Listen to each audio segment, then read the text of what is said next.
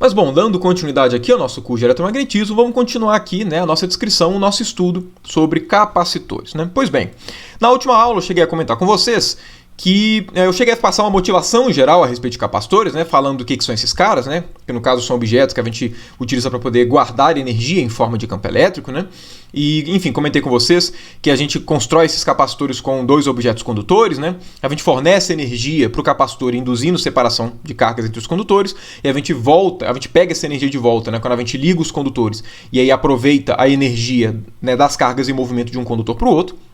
Enfim, né, cheguei a fazer essa motivação toda. Porém, né, todas essas motivações, todas essas ideias que a gente comentou na última aula, ainda assim foram ideias muito vagas, né, muito qualitativas, nada técnicas, né, nada formais, de forma que, obviamente, é necessário que a gente entenda um pouquinho melhor como é que a gente faz para descrever esses caras de fato, né? Porque só falar que capacitores são dois objetos condutores, né, que a gente usa para poder guardar energia é uma coisa muito vaga. Então a ideia dessa aula de hoje é que a gente possa exatamente construir de uma maneira mais formal a noção de capacitores, ok?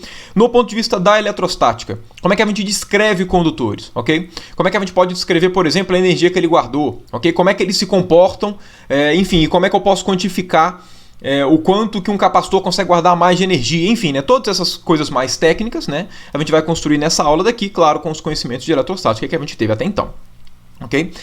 Seguindo uma linha semelhante ao que eu fiz com vocês em aulas anteriores, é muito mais fácil a gente explicar algum conceito a partir de algum exemplo base. Okay? É muito mais fácil a gente construir, né, pegar algum exemplo, porque a partir desse exemplo a gente vai percebendo várias características surgindo naturalmente, né?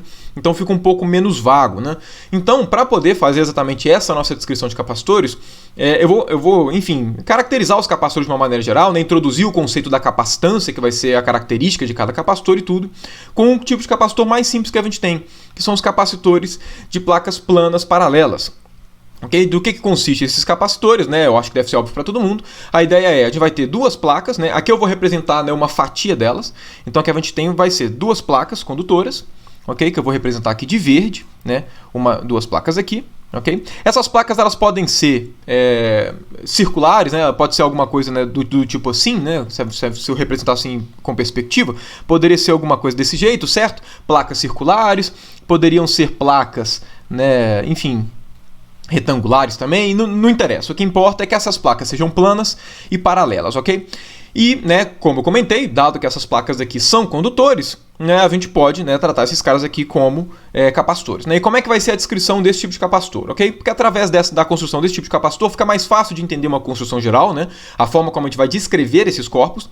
E além disso, né, esse tipo de capacitor ele acaba servindo de tijolinho para capacitores um pouco mais difíceis, né, dependendo do contexto. Porque afinal de contas, né, imagina que eu tivesse um capacitor que fosse todo zoado. Né? Imagina que eu tivesse um capacitor que fosse desse jeito. Né? Se a gente picota esse capacitor em um monte, né, e se a gente faz um monte de picote deles, né, aqui de um jeito muito grosseiro que eu estou fazendo, mas cada um desses caras aqui pode ser visto como um capacitor de placas planas e paralelas. Se a gente junta um monte de capacitor, né, o resultado dessa junção também vai ser um capacitor. Mas um capacitor com quais propriedades? Então a gente vai aprender isso também nas próximas aulas, né? Eu vou comentar com vocês como é que a gente pode construir capacitores, né, com propriedades diferentes a partir de capacitores que a gente, né, tem. Mas enfim, isso tudo, né, claro, motiva, né, a importância do estudo do capacitor de placas planas e paralelas. Mas bom, como é que a gente faz então para poder caracterizar um capacitor de placas planas e paralelas? Bom, a primeira coisa que a gente tem que fazer, né, obviamente, é colocar quais são as especificações dessas placas, né, desse capacitor.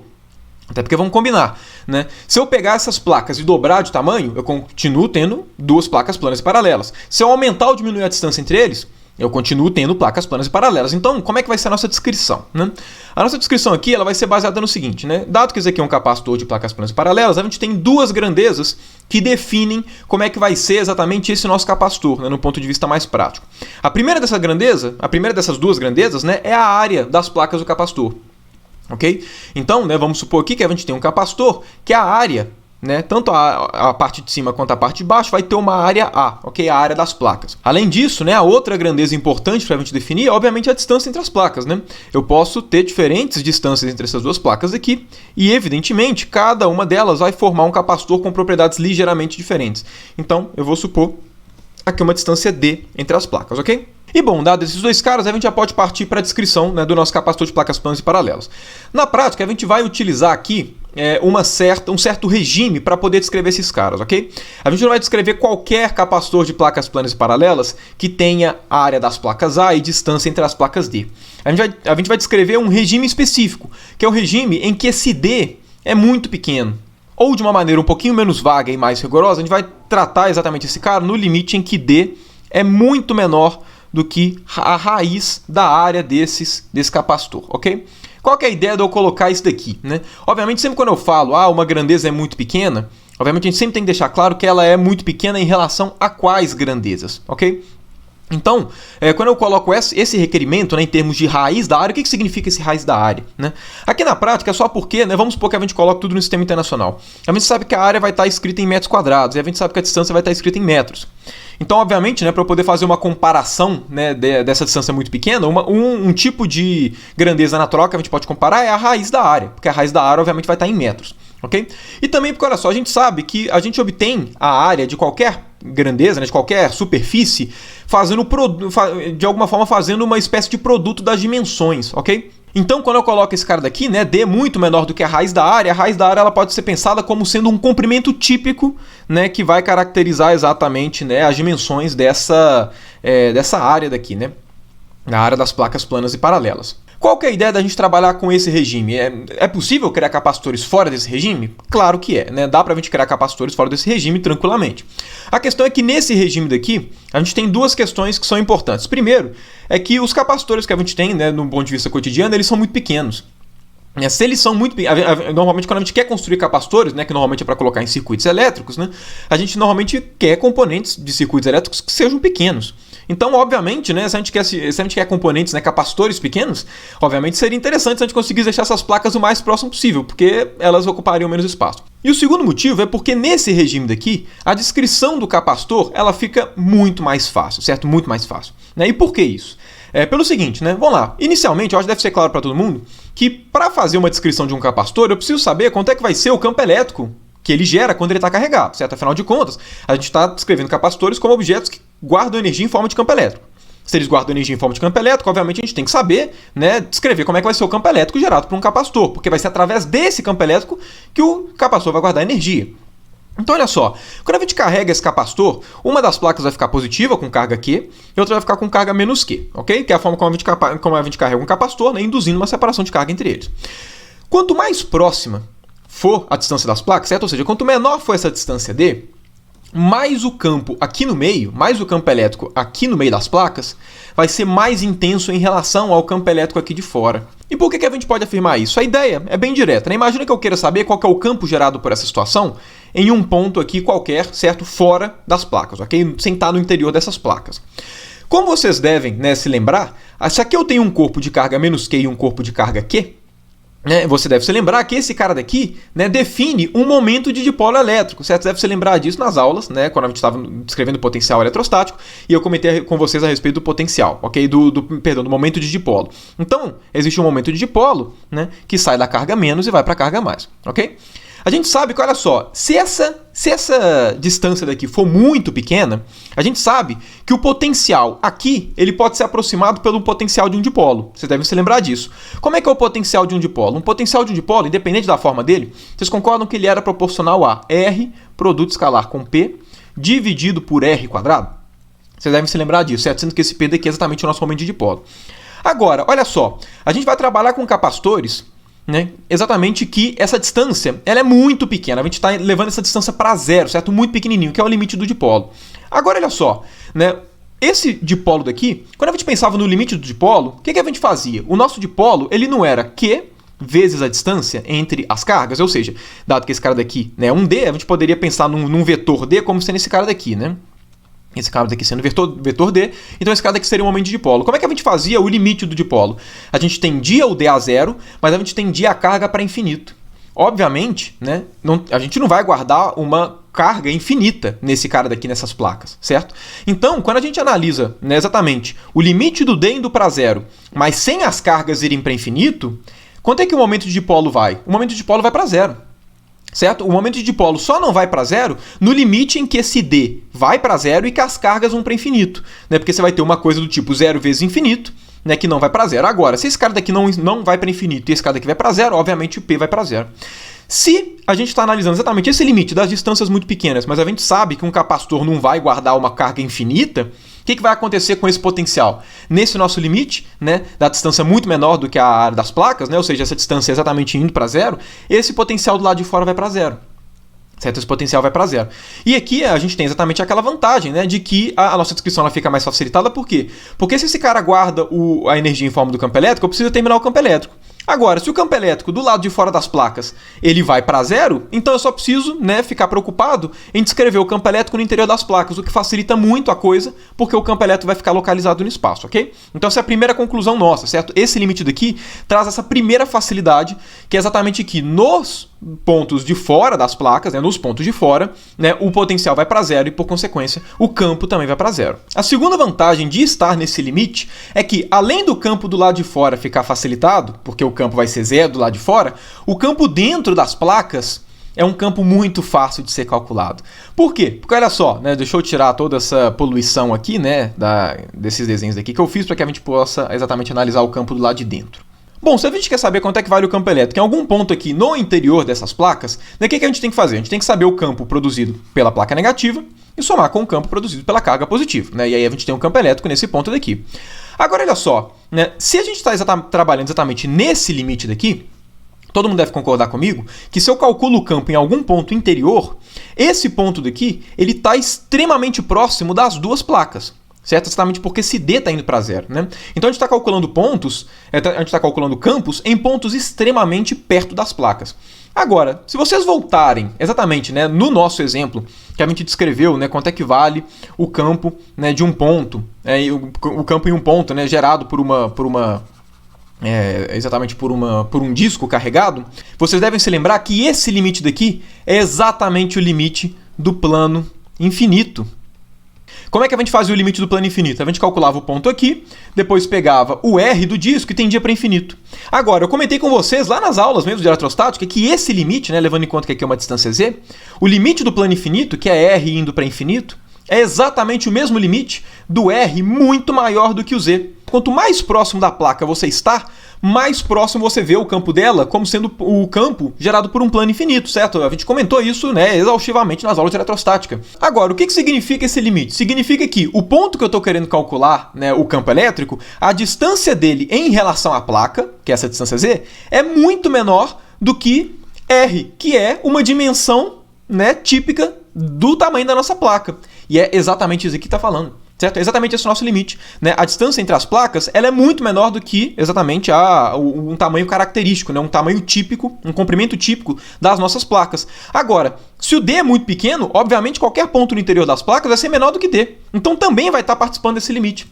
Então, quando a gente trabalha com esse limite daqui, que é o limite do plano infinito, a gente pode falar que o campo aqui dentro é o campo produzido por dois planos infinitos, certo? É óbvio que esses planos daqui, nessas placas planas paralelas, elas não são planos infinitos. Porém, esse cara daqui é exatamente o limite do plano infinito. Matematicamente, a solução é a mesma. Agora, né, dado isso, quanto é que vai ser o campo ali no interior? Se eu quero saber quanto é que vai ser o nosso campo elétrico ali dentro, primeiro vamos fazer uma análise qualitativa, ok? Para onde é que o campo vai estar apontando, né? Bom, a gente sabe que o campo sempre sai da carga positiva e entra na carga negativa. Certo? Então o campo aqui, né, a gente sabe que o campo do plano infinito ele é sempre, né, levando em conta aqui que o plano ele está, né, alinhado com a horizontal, né, o campo a gente sabe que ele vai ser sempre na vertical. Né? Então, ou seja, esse cara daqui, a placa de cima vai gerar um campo para baixo e a placa de baixo também vai gerar um campo para baixo. Então, no final de contas, basta eu pegar o campo de um plano infinito e multiplicar por 2. Agora, quanto é que vale, né? Aí vamos supor aqui, né, que a nossa distância, só para poder ficar simples, né, vamos supor que a nossa distância Z cresce aqui para baixo, ok? Dado que a distância Z cresce para baixo, quanto é que vai ser o nosso campo? A gente viu que o campo gerado por um plano infinito vale quanto? Vale sigma sobre 2 epsilon 0 sobre 2 epsilon 0 na direção Z. Agora, se o meu capacitor ele é feito de duas placas planas que são idênticas, né, obviamente a contribuição de cada um vai ser idêntica. Então, basta multiplicar por 2 e, por consequência, quanto é que vai ser, né, o campo no interior desse cara? O campo no interior desse cara vai ser sigma sobre epsilon 0 na direção Z, ok? Então esse cara daqui vai ser o campo no lado de dentro. Agora vamos lá, que apareceu a densidade das placas, né? Quando a gente está trabalhando com o campo de um plano infinito, de fato, né, um plano infinito, a gente tem que deixar em termos da densidade mesmo. Por quê? Porque como a gente discutiu, um plano infinito ele tem uma carga que vai para infinito, certo? Ele tem uma carga que vai para infinito, a área dele vai para infinito, né? E aí, por conta disso, a gente tem que escrever em termos da densidade, né? Porém, essas placas daqui dos capacitores não são planos infinitos, ok? A gente viu que a solução deles, por conta do nosso regime, é a mesma solução do plano infinito, mas ele não é um plano infinito.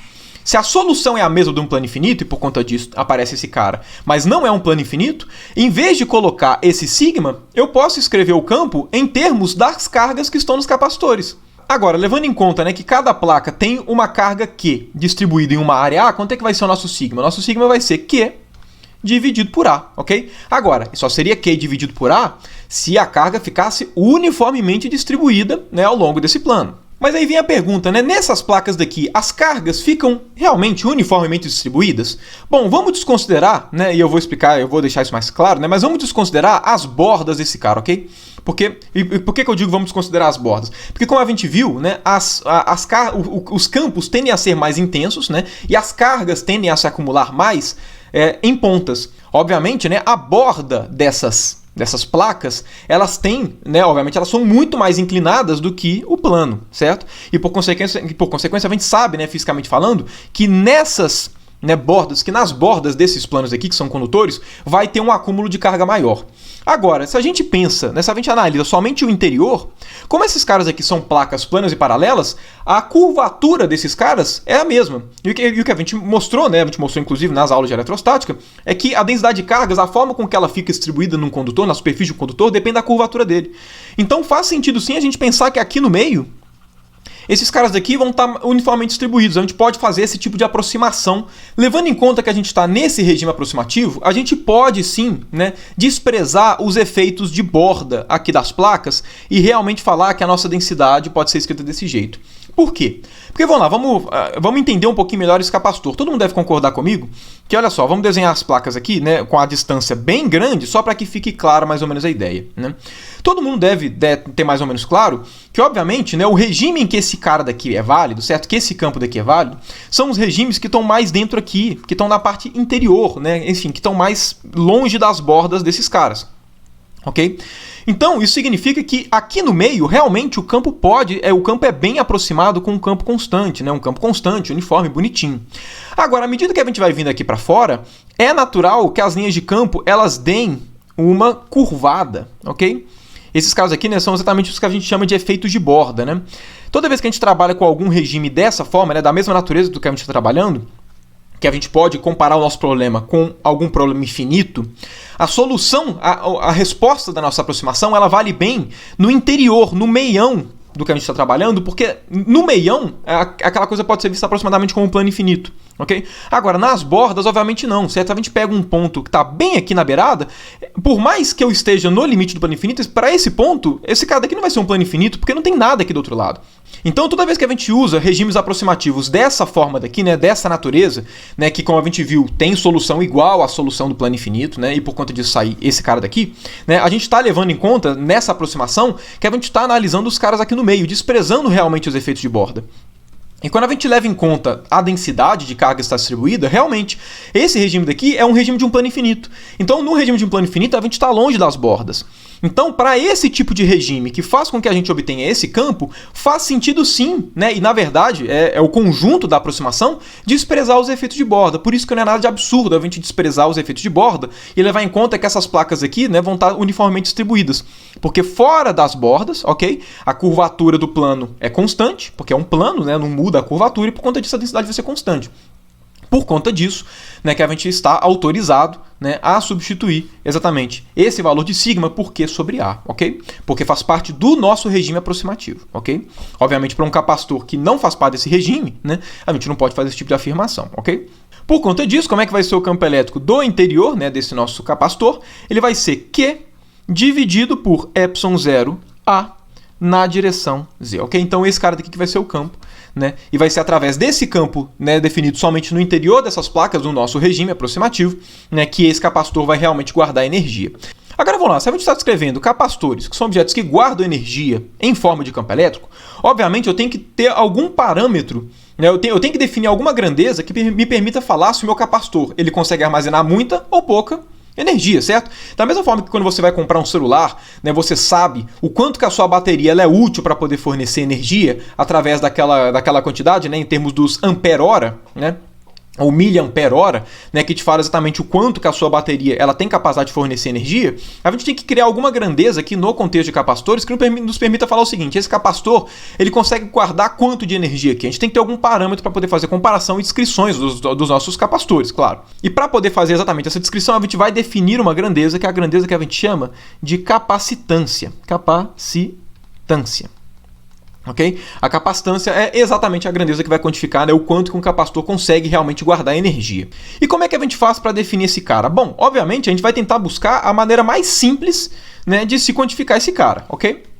Naturalmente. Primeira coisa que a gente tem que pensar que é o seguinte: obviamente não faz sentido a capacitância ser um vetor, certo? A capacitância ela tem que ser o quê? Ela tem que ser um escalar. Certo? Até porque, vamos lá, a capacitância vai ser, né, como eu vou comentar com vocês, né, como eu até falei agora, vai ser a grandeza que está relacionada ao quanto que um capacitor consegue guardar energia. O quanto que ele consegue guardar energia não é uma coisa que depende de direção e sentido, não faz sentido um negócio desse, certo? Ele consegue guardar energia boa, ele tem uma boa capacidade de guardar energia na direção X, mas não tem na direção Y. Isso não faz muito sentido lógico, né, com uma grandeza relacionada à energia, principalmente relacionada à energia, que é uma quantidade escalar também, não é um vetor. Tendo em vista isso, somado com o fato de que o capacitor é feito de placas condutoras, é conveniente a gente descrever a capacidade de um capacitor de guardar energia não em termos do campo, mas sim em termos do potencial eletrostático.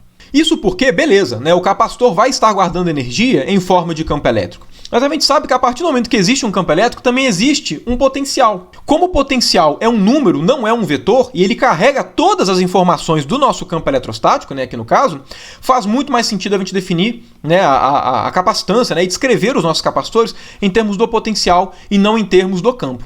Além disso, quando a gente usa o potencial para poder caracterizar os nossos capacitores, a gente perde a ambiguidade do potencial. Por quê? Porque, como eu comentei com vocês, o potencial ele é sempre definido a menos de uma constante. Então, se você pega um potencial, ou potencial mais uma constante qualquer, ele vai continuar gerando o mesmo campo. Mas agora, olha só, pela forma que a gente definiu os capacitores, eu não preciso saber qual que é o potencial desse campo daqui gerado. Basta eu saber qual que é a diferença de potencial entre as placas. Porque todo mundo deve concordar que quanto maior forem essas cargas aqui, né, separadas, mais energia ele vai guardar. Certo? E aqui, né, fica até claro, porque quanto maior forem essas cargas Q daqui, maior vai ser o campo, certo? Quanto maior for o campo, maior vai ser o potencial. E, por consequência, maior vai ser a diferença de potencial desses caras. Agora, quando a gente trata de diferença de potencial, ela não tem a mesma arbitrariedade, né, de você somar uma constante que o potencial tem. Como eu comentei com vocês nas aulas de potencial eletrostático, o potencial ele é definido a menos de uma constante, mas as diferenças de potencial não, porque as diferenças de potencial que são físicas, o potencial em si não. Além disso, trabalhar com diferenças de potencial, né, traz uma vantagem enorme para a gente, levando em conta que nós estamos trabalhando com condutores. Por quê? Um capacitor ele não é exatamente um conjunto de dois condutores. E o que eu acabei de falar não é que a gente vai definir o quanto, né, a capacitância, que está relacionada com quanto de energia que o capacitor consegue guardar. Eu não falei que a gente vai definir isso em termos da diferença de potencial entre as placas? Agora, se as placas são condutoras, a gente sabe que essas placas são superfícies equipotenciais. Por conta disso, calcular as diferenças de potencial entre as placas fica muito mais fácil, porque eu sei que independente do ponto que eu pegar de uma placa e de outra para poder calcular essa diferença de potencial, o valor vai dar sempre o mesmo. Por quê? Porque o potencial em toda a placa, né, dado que ela é condutora, é sempre o mesmo. Então essas diferenças de potencial vão ser muito mais facilmente calculadas. Mas bom, dado isso, vamos calcular qual que é a diferença de potencial desse nosso capacitor daqui, certo? Entre as placas, para que a gente possa começar definindo, né, com base nesse nosso exemplo mais simples, exatamente o que a gente está chamando de capacitância. Agora vamos lá, se esse cara daqui é o campo, como é que a gente faz para determinar a diferença de potencial? A gente pode fazer de duas formas, certo? Primeiro, encontra um potencial que obedece esse cara, ok? Encontra uma função potencial e depois substitui o potencial dessa placa e subtrai do potencial dessa, por exemplo. Uma maneira. A outra maneira é a gente pegar exatamente a definição, que eu vou usar essa aqui só para poder ficar um pouquinho diferente, né, do que eu tinha feito nas últimas aulas, que é, vamos pegar aquela expressão, o potencial em um certo ponto, ele é definido como? Ele é definido como integral de E dE menos integral de EdL do ponto A até o ponto R, ok? Sendo que eu quero saber isso aqui para determinar quanto é que vale o potencial no ponto R, okay? O potencial no ponto R, a gente faz esse cara daqui, mais V A, okay? Que é o potencial exatamente no ponto A que a gente vai escolher, né? Que é o potencial arbitrário. No caso aqui, né, eu comentei com vocês que a gente pode sempre tirar esse cara e a gente sempre define que nesse ponto daqui vai ser o ponto em que o potencial vai ser igual a zero. Então o que a gente pode fazer para facilitar? Vamos falar que o potencial nessa placa de cima vai ser exatamente o nosso potencial igual a zero. Ou seja, eu vou pegar como ponto A exatamente um ponto que está exatamente aqui, em cima dessa placa, ok? Como potencial eletrostático, ele não tem interpretação física, certo? Eu posso escolher um valor, né, constante para poder somar à vontade, né? Ou seja, eu posso escolher um ponto, uma região do espaço para ter um certo valor de potencial específico, eu vou escolher exatamente em cima dessa placa para ser o potencial igual a zero. Dado isso, como é que a gente faz essa expressão? Como eu comentei com vocês, a gente vai fazer essa integração em um caminho que vai ser tangente ao nosso campo elétrico. Agora, nosso campo elétrico ele não é exatamente na vertical para baixo aqui, então qual que vai ser o caminho que eu vou realizar essa integração? O caminho que eu vou realizar essa integração vai ser esse cara daqui, ok? E esse cara daqui vai ser exatamente o meu ponto R, né, que vai ser exatamente o ponto em que eu vou... Aqui eu vou até colocar ponto P, né, para não ter nenhum problema, né, para não confundir exatamente com aquela noção do nosso vetor, né? Mas enfim, então aqui o potencial em um ponto P é simplesmente fazer essa integração daqui, ok? Potencial no ponto P. Agora, perceba que resolver essa integração vai ser muito simples, né? Por quê? Porque olha só, o potencial no ponto P vai ser igual ao quê? Vai ser menos integral de produto escalar com dl. O dl é sempre na vertical para baixo. Então esse cara daqui vai dar o quê? Vai dar módulo do campo vezes dl, que vai ser um pedacinho desse cara daqui, certo? Agora, quanto é que vale o módulo do campo? Já determinamos. Vale Q dividido por ε0 A e aqui dl, ok? E essa nossa integração vai de quanto? Ela vai de A até o ponto P, ok? Ela vai desse ponto aqui de cima, que é o ponto que eu chamei de ponto A, e vai até esse ponto P daqui. Agora, olha só, esse cara daqui não é constante? Então, quanto é que vai dar o potencial aqui? Ele vai ser menos Q sobre ε0A, integral do ponto A até o ponto P de dl. Certo? Agora, o que é essa integral? Essa integral daqui não é o tamanho do meu caminho de A até P? Quanto é que vale o tamanho do caminho de A até P? Vale exatamente a distância entre as placas, que é D, ok? Então, essa integral daqui ela vale quanto? Essa integral daqui vale D. Então, esse cara daqui é o potencial nessa placa, nesse ponto daqui de baixo, certo? E por consequência em toda a placa. Agora, olha só, se o potencial de uma das placas é zero e o potencial da outra placa é menos que ε0A vezes D, quanto é que é a diferença de potencial? Né? Daqui a gente já tira de cara que a nossa diferença de potencial, nosso ΔV, ele vai ser exatamente Q dividido por ε0A vezes D. Aqui, percebam que eu estou deixando positivo, ok? Por convenção, a gente sempre vai deixar a diferença de potencial ser positiva quando a gente estiver tratando de capacitores, ok? Porque na prática esse valor de menos não faz muita diferença, né? Porque o que é a diferença de potencial entre as placas? É o potencial de uma menos o potencial da outra. Mas se eu inverto a ordem, eu troco o sinal, entendem?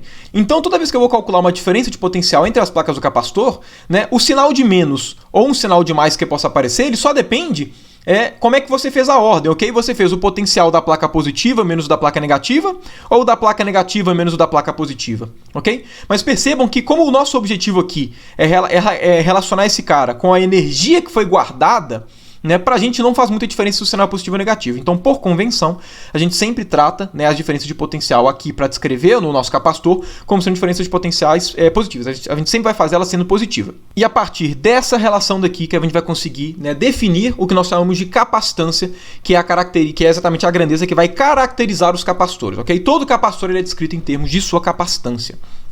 E bom, né, para poder entender como é que a gente vai, né, exatamente construir a capacitância, é o seguinte: percebam que o que essa relação daqui está falando para a gente é que o nosso ΔV ele é proporcional à carga. O que isso significa? Significa que se eu pego um capacitor quando ele está neutro, certo? Quando eu ainda não induzo essa separação de cargas, qual que vai ser a diferença de potencial nele?